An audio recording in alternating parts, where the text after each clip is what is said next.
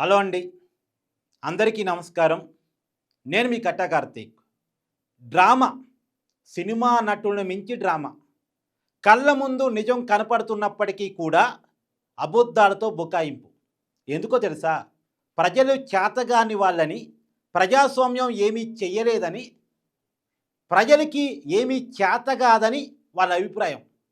కానీ ఒక్కసారి జనాలు రివర్స్ అయితే ఆ 10 మంది పరిస్థితి ఏంటి? మాట్లాడుకుందాం. కొత్తగా చూస్తున్న వాళ్ళు దయచేసి ఛానల్‌ని సబ్స్క్రైబ్ చేయండి. ఈ వీడియో ఎక్కువ మందిలోకి వెళ్ళటం కోసం మీ లైక్ నాకు అవసరం. దయచేసి లైక్ చేయండి. మీ అభిప్రాయాన్ని కామెంట్ రూపంలో తెలియజేయండి. మీ ఫ్రెండ్స్‌కి కూడా ఈ వీడియోని షేర్ చేయండి. మీరు నాకు అండగా ఉండండి. మీ గొంతుకగా నేను ఉంటాను. సరే, కంటెంట్‌లోకి వెళ్ళినప్పుడు ఇప్పటికే థంబ్‌నెయిల్ చూసి మీకు అర్థమై ఉండాలి ఆ 10 మంది ఎమ్మెల్యేలు ఎవరు అనేటువంటిది. పార్టీ మారినటువంటి 10 మంది ఎమ్మెల్యేల గురించి మాట్లాడుకుంటా ఉన్నాం. తెలంగాణ సార్వత్రిక ఎన్నికలు 2023 కాంగ్రెస్ పార్టీ అధికారంలోకి వచ్చింది. బీఆర్ఎస్ పార్టీ అధికారాన్ని కోల్పోయింది. బీఆర్ఎస్ పార్టీకి 39 మంది ఎమ్మెల్యేలు వచ్చారు. కాంగ్రెస్ పార్టీ 64 మంది ఎమ్మెల్యేలు గెలిచారు. సిపిఐ పార్టీ నుంచి ఒక ఎమ్మెల్యే గెలిచారు. అంటే కాంగ్రెస్ కూటమికి 65 మంది ఎమ్మెల్యేలు ఉన్నారు. తర్వాత ఇద్దరు ఎమ్మెల్యేలు చనిపోయారు. ఉప ఎన్నికలు వచ్చాయి. ఆ 2 చోట్ల కూడా అధికార కాంగ్రెస్ పార్టీ గెలిచింది. నిజానికి అవి బీఆర్ఎస్ పార్టీ సిట్టింగ్ ఎమ్మెల్యేలు. అంటే ఈ కాంగ్రెస్ పార్టీ చేతుల్లో 66 మంది ఎమ్మెల్యేలు ఉన్నారు. సిపిఐ ఎమ్మెల్యేతో కలిపితే 67 మంది. బీఆర్ఎస్ పార్టీకి 39 మంది ఎమ్మెల్యేలు ఉండాల్సినప్పటికీ కూడా 2 సిట్టింగ్ స్థానాలు కోల్పోవటం వల్ల టెక్నికల్గా 37 మంది. ఆ 37 మందిలో 10 మంది ప్రజల కళ్ళ ముందు పార్టీ మారారు. మారలేదు అని చెప్తున్నప్పటికీ కూడా పార్టీ మారిన మాట వాస్తవం. ప్రజల కళ్ళ ముందే జరిగింది. పార్టీ మారామని వాళ్ళే చెప్పుకున్నారు. కాంగ్రెస్ కండవాళ్ళు కప్పుకున్నారు. భద్రాచలం ఎమ్మెల్యే తెల్లం వెంకట్రావు కావచ్చు, శేషన్ గన్పూర్ ఎమ్మెల్యే కడియం శ్రీహరి కావచ్చు, ఖైరతాబాద్ ఎమ్మెల్యే దానం నాగేంద్ర కావచ్చు, తర్వాత జగిత్యాల ఎమ్మెల్యే సంజీవ్ కావచ్చు, గద్వాల ఎమ్మెల్యే కృష్ణమోహన్ రెడ్డి కావచ్చు, చేవెళ్ళ ఎమ్మెల్యే కాళీ యాదవ్ కావచ్చు, తర్వాత గూడెం మైపారెడ్డి కావచ్చు, పటాన్చెరు ఎమ్మెల్యే, ఇలా 10 మంది ఎమ్మెల్యే, బాన్సువాడ ఎమ్మెల్యే పోచారం శ్రీనివాసరెడ్డి గారు కావచ్చు, ఆయన మళ్ళీ మాజీ స్పీకర్ కూడా. వీరంతా దాదాపు 10 మంది ఎమ్మెల్యేలు పార్టీ మారారు. మారింది ప్రజలందరికీ తెలుసు, మారింది వాళ్ళకి తెలుసు.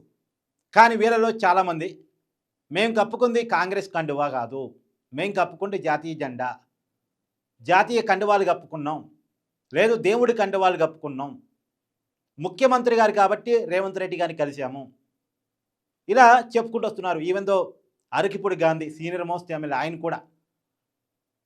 వీళ్ళంతా కూడా పార్టీ మారిన మాట వాస్తవం, కానీ మారలేదని చెప్పుకుంటూ వస్తున్నారు. ఒక ఇద్దరు ఎమ్మెల్యేలు మాత్రం ఏం చెప్పుకోవాలో తెలియక కామ్ అయిపోయి ఉన్నారు. ఎందుకంటే టెక్నికల్గా దొరికిపోయిన వాళ్ళు ఉన్నారు.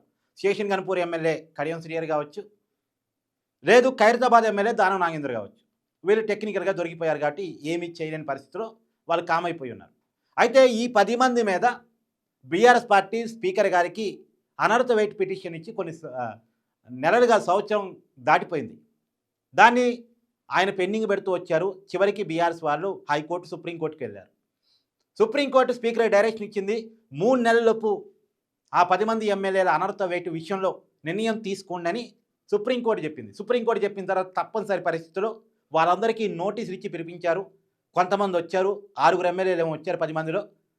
ఒక 2 ఎమ్మెల్యేలు కడియం శ్రీహరి, దానం నాగేంద్ర అయితే రిప్లై కూడా ఇవ్వలేదు. ఎందుకంటే వాళ్ళు టెక్నికల్ దొరికిపోయారు కాబట్టి రిప్లై ఇవ్వడానికి కూడా అవకాశం లేదు కాబట్టి 6 ఎమ్మెల్యేలు కూడా మేము పార్టీ మారలేదని చెప్పుకోవడానికి ట్రై చేశారు. ఇది కూడా మన కళ్ళ ముందు జరిగింది. పార్టీ మారింది మన కళ్ళ ముందు జరిగింది. పార్టీ మారలేదని చెప్పుకోవడం కూడా మన కళ్ళ ముందే జరుగుతూ ఉంది. సరే, స్పీకర్ గారికి నిజాలు తెలియదా అంటే తెలుసు. స్పీకర్ గారికి తెలియందే ఉంటుంది. మన దాకా వచ్చిన రాజకీయం స్పీకర్ గారి దాకా తెలియదా? తెలియకుండా ఉందా? సుప్రీంకోర్టు డైరెక్షన్ ఇస్తే తప్ప విచారణ కూడా చేయరా? సరే, ఇదొక అంశం. మీరు అనొచ్చు, బీఆర్ఎస్ పార్టీ అప్పట్లో కాంగ్రెస్ పార్టీ ఎమ్మెల్యేలను తీసుకోలేదా, టీడీపీ పార్టీ ఎమ్మెల్యేలను తీసుకోలేదా, తలసాని శ్రీనివాస్ యాదవ్ని మంత్రి చేయలేదా, సబితా ఇందర్ రెడ్డిని మంత్రి చేయలేదా? అంటే టీడీపీ నుంచి గెలిచినటువంటి తలసాన్ని డైరెక్ట్గా మంత్రి చేశారు, అది రాజ్యాంగ విరుద్ధం. సబితా ఇందర్ రెడ్డిని మంత్రి చేశారు, అది కూడా విరుద్ధం. ఆ రోజు తప్పు చేశారు, దాని మీద కాంగ్రెస్ పార్టీ పోరాటం చేసింది, చావుడప్పులు కొట్టింది, పెద్ద ఎత్తున ఆందోళన చేసింది. దాన్ని పోయినసారి ఎన్నికల్లో వాడుకుంది కూడా. దానికి ప్రజలు కూడా యాక్సెప్ట్ చేయలే. పార్టీ మారిన ఎమ్మెల్యేలకు ప్రజలు కూడా బుద్ధి చెప్పే ప్రయత్నం చేశారు మొన్న ఎన్నికల్లో. మరి అదే తప్పు కాంగ్రెస్ పార్టీ చేస్తే ఎలా? మళ్ళా దేశంలో రాహుల్ గాంధీ పార్టీ మారినోళ్ళు ఇమ్మీడియట్గా సస్పెండ్ కావాలని రాజ్యాంగం పట్టుకొని తిరుగుతూ ఉంటాడు. కాంగ్రెస్ ప్రభుత్వాలు కూలిపోయిన చోట, కాంగ్రెస్ ఎమ్మెల్యేలు పార్టీ మారిన చోట ఆందోళన చేస్తూ ఉంటాడు. మరి కాంగ్రెస్ పార్టీ ఎమ్మెల్యేలు తీసుకుంటే మాట్లాడలేదు రాహుల్ గాంధీ. ఇప్పుడు ఇద్దరు ఎమ్మెల్యేలు రాజీనామా చేయబోతున్నారట. ఎందుకో తప్పదు. మళ్ళీ సుప్రీంకోర్టు సీరియస్ అయింది. 90 రోజులు గడిచిపోయింది, మీరు నిర్ణయం తీసుకోలేదు అని బీఆర్ఎస్ వాళ్ళు మళ్ళా స్పీకర్ మీద కోర్టుకి వెళ్తే ఆ విషయంలో సుప్రీంకోర్టు చాలా సీరియస్గా చెప్పింది. ఈ 4 వారాలలోపు నిర్ణయం తీసుకోవాలి, తీసుకోకపోతే కంటెంప్ట్ ఆఫ్ కోర్టు కింద సీరియస్ కావాల్సి వస్తుంది. మీకు రాజ్యాంగ రక్షణ లేదు స్పీకర్ గారు. మరి డిసెంబర్ 31, జనవరి 1 అన్న న్యూ ఇయర్ వేడుకలు ఎక్కడ జరుపుకుంటారో మీరు డిసైడ్ చేసుకోండి అని కోర్టు చెప్పింది. న్యూ ఇయర్ వేడుకలు ఎక్కడ జరుపుకోవాలంటే దాని అర్థం ఏంటి? అవసరమైతే జైలుకు కూడా పంపిస్తానని ఇండైరెక్ట్గా చెప్పే ప్రయత్నం చేసిందా అని చర్చ అయితే ఉంది. కానీ ఇంత హైడ్రామా అవసరమా? పార్టీ మారటాన్ని నేను తప్పు అన్ను, కానీ మారింది ప్రజలు చెప్పుకోవాలిగా. అవును, నేను రేవంత్ రెడ్డి గారు చేస్తున్న అభివృద్ధిని నచ్చి, కాంగ్రెస్ సిద్ధాంతాన్ని మెచ్చి నేను కాంగ్రెస్ పార్టీలోకి వచ్చానని చెప్పుకోగలగాలిగా. రాజీనామా చేసి ఎన్నికలకు పోయి ప్రజల ఆశీర్వాదాన్ని అడిగి ఎన్నికల్లో గెలిచి అవును కాంగ్రెస్ పార్టీలో చేయని అని అఫీషియల్గా చెప్పుకుంటే తప్పేంటి? ఎందుకు దమ్ము లేదు? ఎన్నికలకు పోయి దమ్ములు ఎందుకు లేదు? ఎన్నికలకు పోవటానికి ఎందుకంత భయం? ప్రజలు ఎందుకు మోసం చేస్తున్నారు అంటే ప్రజలు రివర్స్ కారణ? నిజంగా ప్రజలు తప్పిదమే ఇక్కడ. ప్రజలు అలా ఆలోచించుకోండి. తెలంగాణ వచ్చినప్పటి నుంచి పార్టీల మార్పు కల్చర్ చాలా పెద్ద ఎత్తున జరుగుతూ ఉంది, చాలా దారుణంగా జరుగుతూ ఉంది. సరే, మొదట్లో చెప్పారు తెలంగాణ ప్రభుత్వాన్ని ఆంధ్ర వాళ్ళు కూల్చే ప్రయత్నం చేసినప్పుడు తప్పనిసరి పరిస్థితుల్లో ఎమ్మెల్యేని తీసుకున్నామన్నారు. దాన్ని ప్రజలు యాక్సెప్ట్ చేశారు. పార్టీ మార్పు అవసరం లేకుండా 2018 ఎన్నికల్లో బీఆర్ఎస్ పార్టీకి 89 స్థానాలు ఇచ్చారు. అయినా సరే పార్టీ మార్పులు చేసింది టీఆర్ఎస్ పార్టీ. దాన్ని మొన్న ఎన్నికల్లో 2023 ఎన్నికల్లో ప్రజలు యాక్సెప్ట్ చేయలేదు. ఆల్రెడీ మీరు చెప్పారు పార్టీ మార్చుకోవడానికి కారణాలు, దాన్ని యాక్సెప్ట్ చేసాం. అయినా సరే మీకు అన్ని సీట్లు వచ్చినా మళ్ళీ పార్టీ మార్చుకున్నారు. అవతల పార్టీలు ప్రతిపక్షాలు లేకుండా చేసే ప్రయత్నం చేశారు. ఇది కరెక్ట్ కాదు అని ప్రజలు 2023లో తీర్పిచ్చారు.